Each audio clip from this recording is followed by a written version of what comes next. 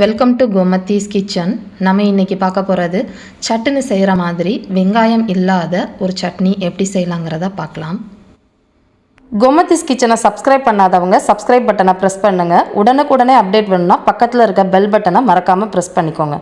இப்போ இந்த சட்னி செய்கிறதுக்குன்னு பார்த்தீங்கன்னா ஒரு மிக்சி ஜாரில் வீட்டில் அரைச்ச சாம்பார் பொடி ஒரு 1/2 டேபிள் ஸ்பூன் அளவுக்கு சேர்த்துருக்கிறேன். குழம்பு தூளாக இருந்தாலும் நீங்கள் ஒரு 1/2 டேபிள் ஸ்பூன் சேர்த்துக்கலாம். 1/4 டீஸ்பூன் அளவுக்கு உப்பு சேர்த்துக்கோங்க.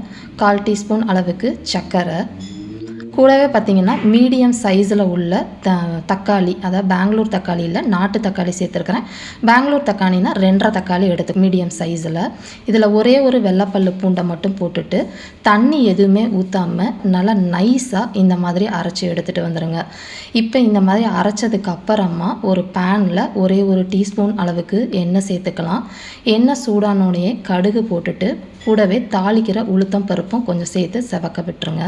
இதில் கொஞ்சமாக ஒரு சிட்டிகை அளவுக்கு பெருங்காயத்தூள் சேர்த்துக்கலாம். கூடவே விதையெடுத்த வரமிளகாய் ஒரு சின்ன பீஸ் போட்டுக்கிட்டிங்க அப்படின்னா அது செவக்கிறப்ப நல்ல ஒரு வாசனையாக இருக்கும்.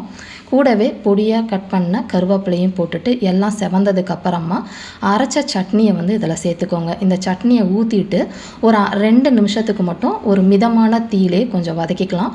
ரொம்ப ட்ரை ஆக்கிடாதீங்க, அந்த அளவுக்கு டேஸ்ட் நல்லா இருக்காது. இந்த அளவுக்கு வதங்கினதுக்கு அப்புறமா அடுப்பு ஆஃப் பண்ணிடலாம். அவ்வளோதான், நம்மளோட சுவையான தக்காளி சட்னி ரெடி ஆகிடுச்சு. இந்த வீடியோ பிடிச்சிருந்துச்சு அப்படின்னா கமெண்ட் பண்ணுங்கள். செஞ்சு பார்த்துட்டு எப்படி இருக்குங்கிறதையும் கமெண்ட் பண்ணுங்கள். லைக் பண்ணுங்கள், ஷேர் பண்ணுங்கள்.